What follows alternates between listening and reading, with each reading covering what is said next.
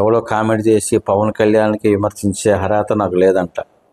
రేపు ఓటేసానయ్యా, ఆయన ఏమైనా ఆకాశంలో పుట్టాడు ఏమైనా, లేకపోతే ఏమైనా భగవంతుడు స్వరూపుడు ఆయన?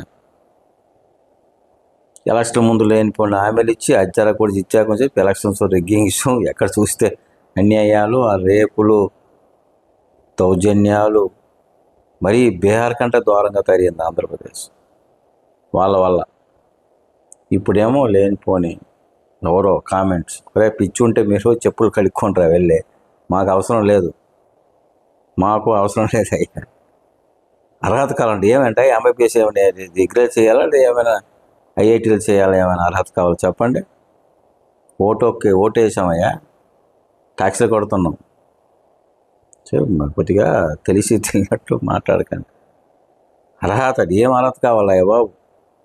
అన్ని అబద్ధాలు హామీలు ఇచ్చేసి లేనిపోని ఉల్టా పల్టా చేస్తే ఎవడు ఊరుకుంటుందయ్యా?